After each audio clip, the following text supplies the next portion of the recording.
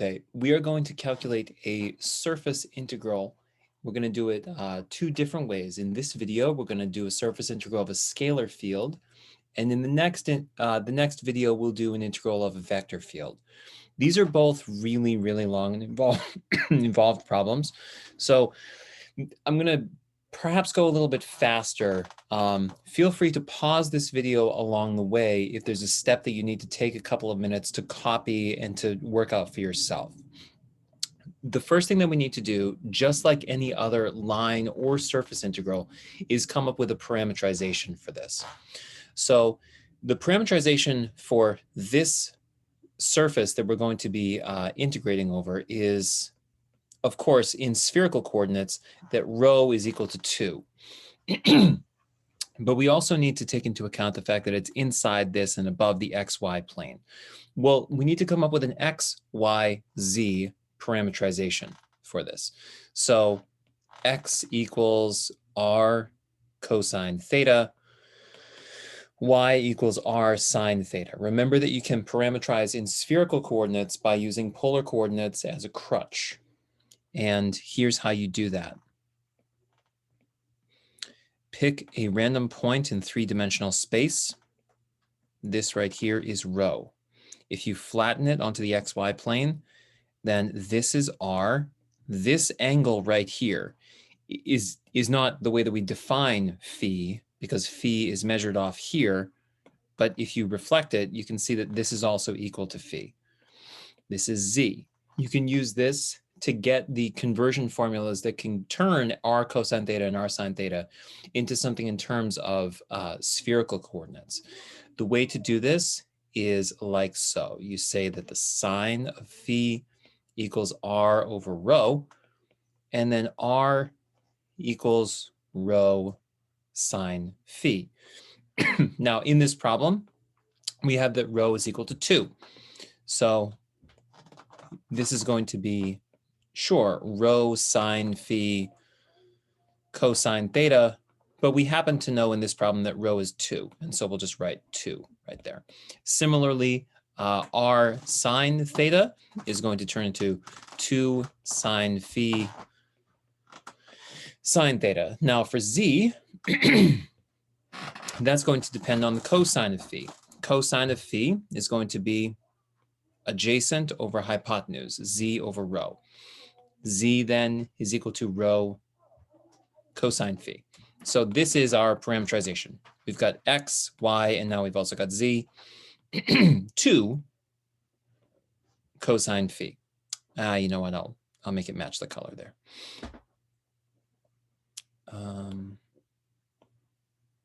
There we go. Okay. So if we're doing a surface integral, we need to take in all these different parts.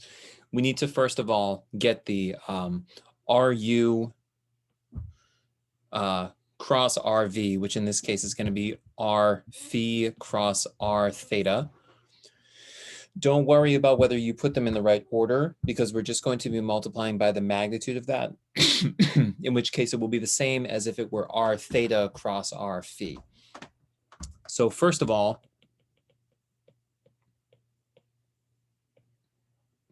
R phi, and this is going to be 2 cosine phi,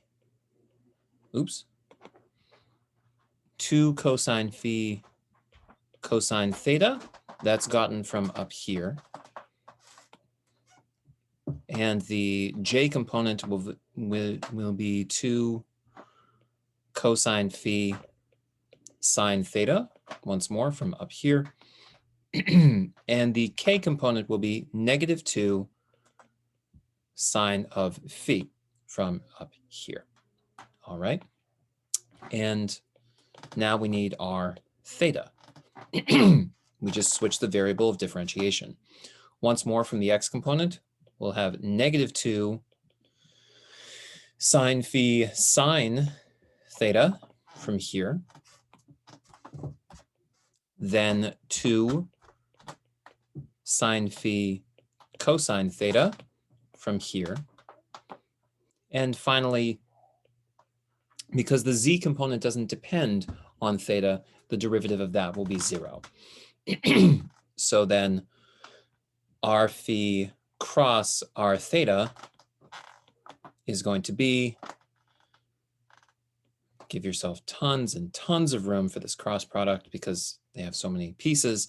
It's 2 cosine phi cosine theta, 2 cosine phi sine theta, and negative 2 sine phi. Negative 2 sine phi sine theta, 2 sine phi cosine theta, and 0. All right. Now, what is this equal to? For the I component, we're going to be doing this times this minus this times this. This is convenient because it zeroes out. So we'll end up really just doing the negative of the product of these two. It's the negative of a negative, so it ends up being positive 4 sine squared phi cosine theta. That's the I component. Subtract the j component, and we ignore these two, do this times this. Again, it zeroes out, minus this times this. Now, there are 3 minus signs here. There's this, this, and then we also are subtracting the product there. So this ends up being negative. So it will be negative 4 sine squared phi sine theta. And to those of you keeping track, this minus sign is going to combine with that to ultimately end up being positive. That's going to be important in a minute. So I'm going to, no, wait, it's not in this problem that's important. But this ends up being a plus. And finally, we add the k component. That will be that we ignore these. And so we don't get the convenient 0 anymore. This is going to be the inconvenient one. We're going to have this times this minus this times this. Now, this is a little soupy. We're going to have 4 sine phi cosine phi cosine squared theta. And then it's minus a negative, which ends up being a plus 4 sine phi cosine phi sine squared theta.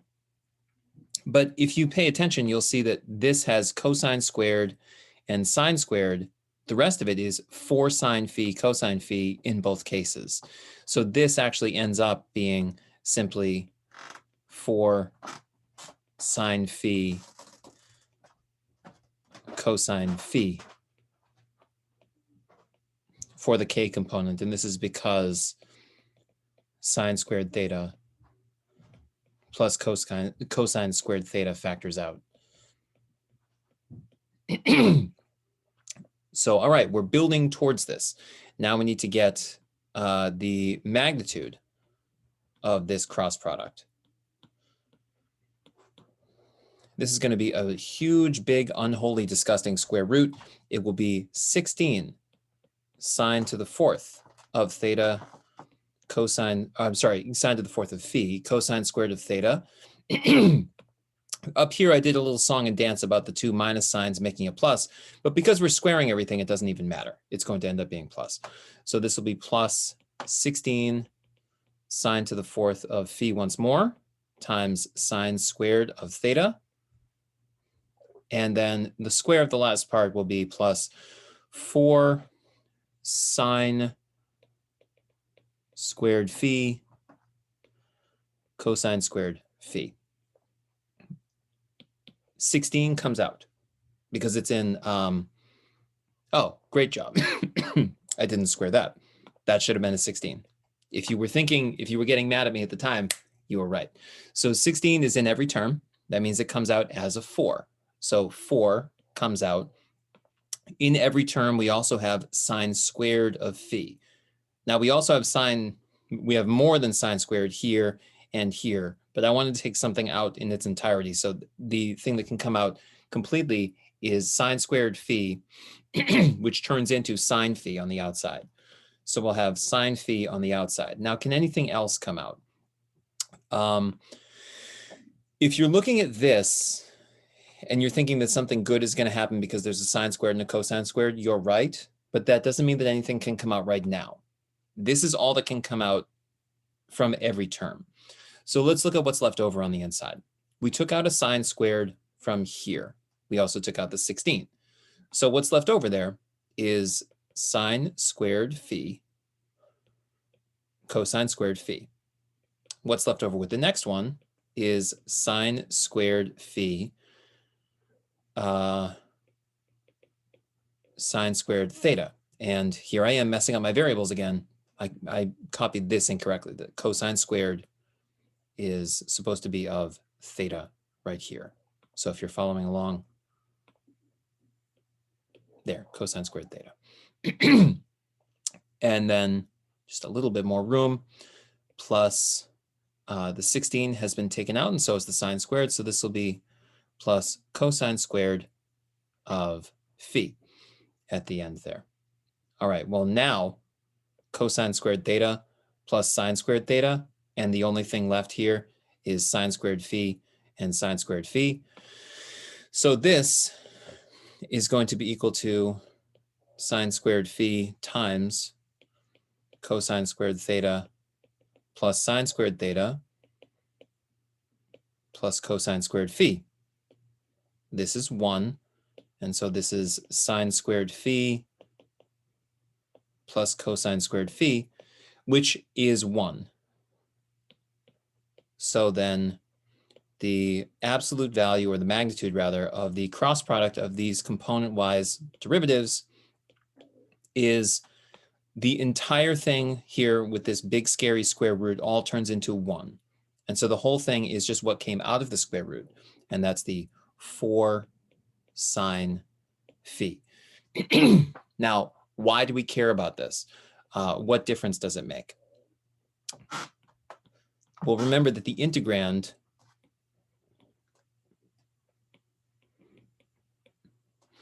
will be f of x, y, and z times the magnitude of this cross product.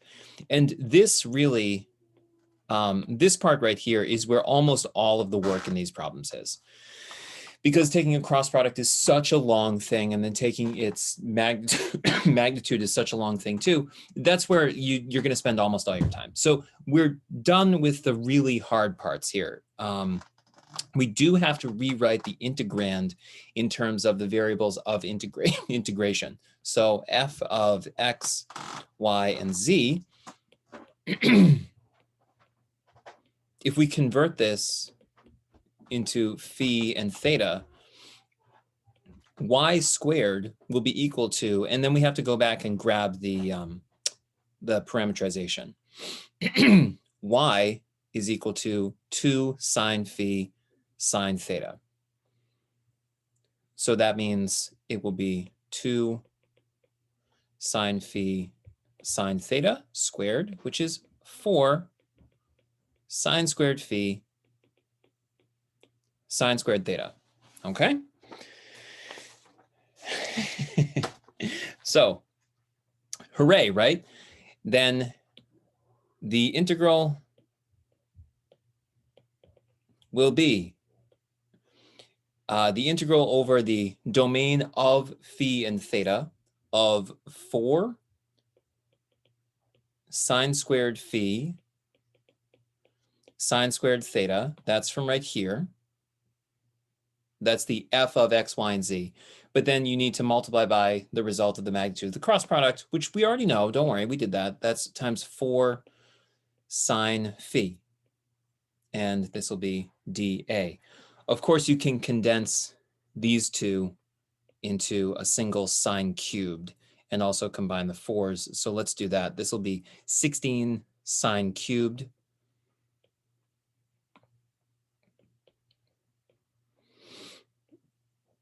And that's dA. So now we need to wonder about the domain for phi and theta. Here's the first time that we're going to engage with the fact that the surface we're integrating over is cut by a cylinder. if you scroll all the way back up to the problem, you'll see that it is inside this cylinder. And so it's like you drill a hole through the sphere, and that's the portion that you're integrating over, just the cap of the sphere that goes on top of that drilled hole. So where is that? Well, let's investigate. Where do x squared plus y squared plus z squared equals 1, equals 4, and x squared plus y squared equals 1 intersect? Notice how the x squared plus y squared appears here and here. Now, if x squared plus y squared is 1, it means we can substitute. So that means 1 plus z squared equals 4, or z equals square root of 3. Now, I know what you might be thinking, if you're being careful here, is that z could also be the negative square root of 3, but you ignore that. You ignore z equals negative square root of 3 because we're told that this is above the x, y plane. So we don't need to worry about negative values for z. Okay. This is going to let us get bounds on phi and on theta, and here's why. We've got this cap thing right here. So this is our surface of integration. On this surface, we know that this is going to be what? Think about what that represents. It's from the origin to a point in three-dimensional space. That's what we call rho. And on this hemisphere, the rho is always 2. Okay? We also are given that at the boundary of this intersection, z equals 3. So what I'm wondering is, if you begin at the position of phi equals 0, that means you're on the z-axis, and then you tilt downwards. At what point do you stop tilting downwards? At the edge of this domain of integration. What you might be able to see here, square root of 3. What you might be able to see here is that the ratio of square root of 3 on one of the legs and 2 on the hypotenuse is a 30, 60, 90 triangle.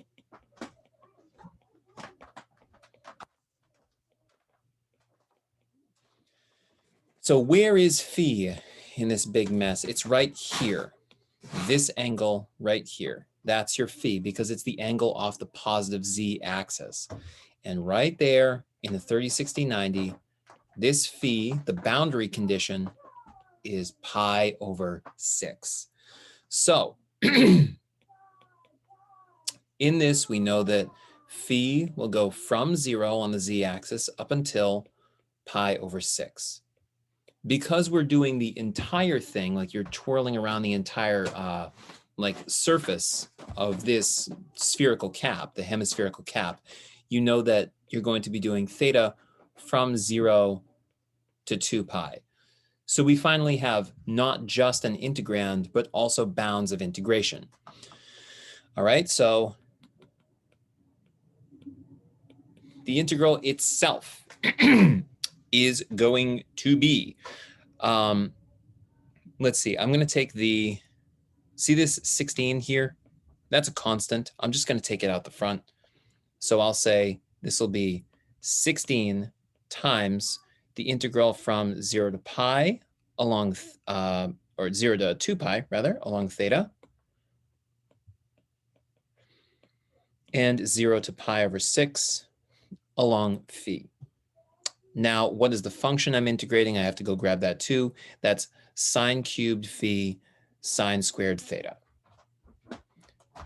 Sine cubed phi sine squared theta. And I'm going along phi first and then theta. I want to point out that it's possible to split this into two separate integrals because the theta and the phi are not too mixed up with one another. So this is going to be 16 times the integral from 0 to 2 pi along the theta of sine squared theta d theta, and then that's multiplied by the integral from 0 to pi over 6 of sine cubed phi d phi. Sine, did I copy these correctly? Sine cubed phi and yes, sine squared theta. Let me make sure and verify that because you don't want to get this wrong. Sine cubed phi and squared theta. Yes, that's right. Okay, so the first integral is going to be, we'll set, going to use this substitution, sine squared of theta. Sine mine is 1 minus cosine 2 theta over 2, which for integration purposes is easier to think of 1/2 minus cosine 2 theta over 2. So the first integral will be integral from 0 to 2 pi of 1/2 minus cosine 2 theta over 2 d theta.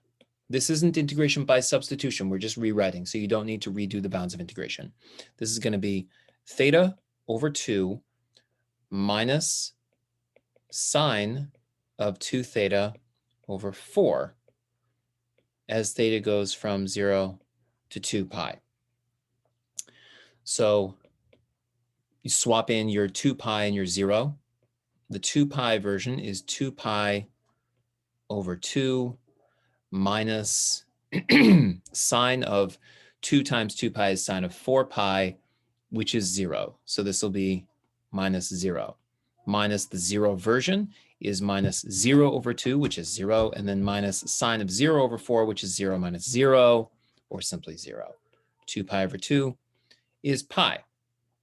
All right. So what is the second integral?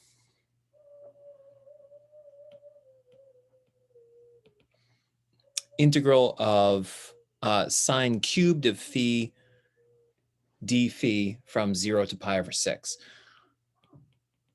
We're going to write sine cubed of phi equal to sine squared times sine. This is that classic strategy where you make it possible to do integration by substitution by writing 1 minus cosine squared phi in place of sine squared times sine phi. So then u equals cosine phi, making du equal to negative sine phi d phi, and d phi will be equal to negative du over sine of phi. We can adjust the bounds of integration by saying that u of 0 equals 1, and u of pi over 6, which was the upper bound of integration, is cosine of pi over 6, which is root 3 over 2. I want you to pay attention here because 0 to pi over 6 used to be going from a smaller number to a larger number. The bounds of integration are now going from a larger number to a smaller number, but you don't cause them to switch places. This will be integrating from 1 up to root 3 over 2. So the integral becomes, let's see, integral from 1 to root 3 over 2 of 1 minus u squared times sine of phi times negative du over sine of phi. And of course, this is where the magic happens because those get to cancel out. And remember that when you integrate from a smaller number to a larger number, that's like the normal way. But when you integrate from a larger number to a smaller number, when you go from large on the bottom to small on the top, you can think of that as being reversed, and then you apply a minus sign. Well, guess where else you have a minus sign? You have a minus sign right here. So in fact, those are going to cancel out. And so you get this really nice set of cancellations. We're going to cross out this, and we also cross this out as these switch places. So then this becomes integral from root 3 over 2 up until 1 of 1 minus u squared du. Now it's a polynomial. This is easy. This is u minus u cubed over 3 as u goes from root 3 over 2 up until 1. The 1 version is 1 minus 1/3.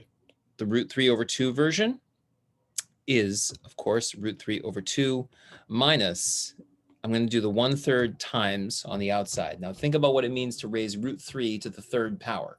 Squared is 3, times root 3 again is 3 root 3. So this will be 3 root 3 on the top, and then on the bottom it was 2, and we're cubing that as well. That'll be 8. These 3's go away.